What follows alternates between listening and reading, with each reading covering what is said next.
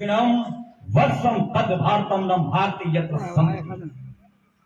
समुद्र के उत्तर में, हिमालय के दक्षिण में, केरल से करगिल घाटी तक, गुवाहाटी से चौपाटी तक, कोटेश्वर से कामाख्या तक, जगन्नाथ से केदारनाथ तक, काशी से विश्वनाथ तक, संवेद शिखर से सर्वदेवगोला तक, बोध गया से काशीनाथ तक, अंडमान से अजमेर तक, लक्षद्वीप से लेह तक विस्तृत भारत की भूमि को नमन करता। अटल जी ने लिखा, ये भारत की भूमि किसी जमीन का टुकड़ा नहीं है, ये जीता जागता राष्ट्र पुरुष है। ये चंदन की धरती है, ये वंदन की धरती है, ये अभिनंदन की धरती है, ये अर्पण की धरती है, ये तर्पण की धरती है।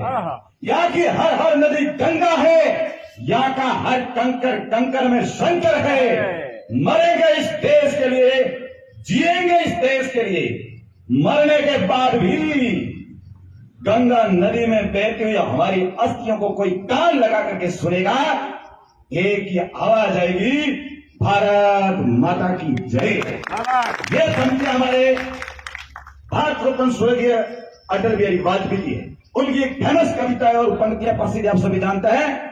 सरकारें आएगी जाएगी, पार्टियां बनेगी बिगड़ेगी, पर देश रहना चाहिए, देश रहना चाहिए। पंक्तियां सभी दोहराएंगे। सरकारें आएगी जाएगी, पार्टियां बनेगी बिगड़ेगी, पर देश रहना चाहिए, देश रहना चाहिए। इसी पंक्तियों को आगे बढ़ाने के लिए मैंने कविता आगे जोड़ी। आपकी आज्ञा हो तो सुनो, नहीं तो मैं वाणी को विराम देता हूं। इसी कविता को आगे बढ़ाने का काम साचोर की धरती पर रहने वाला एक छोटा सा आदमी करने जा रहा है। कविता अच्छी लगे तो तालियां बजाना।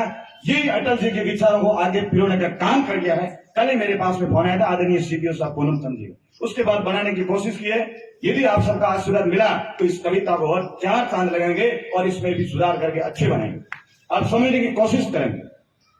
फूल खिलेंगे मुरझाएंगे, जैसे सरकार आएगी जाएगी, फूल खिलेंगे मुरझाएंगे, पौधे उखड़ेंगे उजड़ेंगे, पौधे भी उजड़ेंगे उखड़ेंगे, कच्चे फल भी हवा के झोंकों में टूट जाएंगे, मगर बीज जिंदा रहना चाहिए, मगर बीज जिंदा रहना चाहिए। बीज क्या है? ये भारत का चिंतन है। अब बीज क्या है, इस बीज की परिभाषा बनाने जा रहा हूं। बीज क्या है? ये भारत का चिंतन, भारत का दर्शन। बीज गायब हो जाता है, उसके बाद में पौधा और फूल नहीं बनता है। इसलिए फूल और पौधे को जीवित रखने के लिए बीज का जिंदा रहना जरूरी है। उसी प्रकार भारत को यदि जिंदा रखना है तो भारत का बीज जिंदा रखना पड़ेगा। भारत का बीज क्या है, इस कविता के माध्यम से आप सुनेंगे। वेद पढ़ो, गीता पढ़ो। मैं इस विश्व के तमाम धर्मों का सम्मान करता हूं, तमाम प्रकार के धर्म संप्रदायों का सम्मान करता हूं। हमारा संविधान पंथ निरपेक्षता का मार्ग प्रशस्त करता है। मैं तमाम सभी धर्मों का आदर करते हुए कविता लिख रहा हूं। वेद पढ़ो, गीता पढ़ो, बाइबिल रोज पढ़नी चाहिए। वेद पढ़ो, गीता पढ़ो, बाइबिल रोज पढ़नी चाहिए। कुरान रात दिन पढ़ो, कुरान रात दिन पढ़ो। भाईचारा जिंदा रहना चाहिए, भाईचारा जिंदा रहना चाहिए। भारत का चिंतन वसुधैव कुटुंबकम की भावना को लिए हुए हैं। हम केवल हमारे किसी एक धर्म को श्रेष्ठ बताने वालों से भारत का चिंतन नहीं है।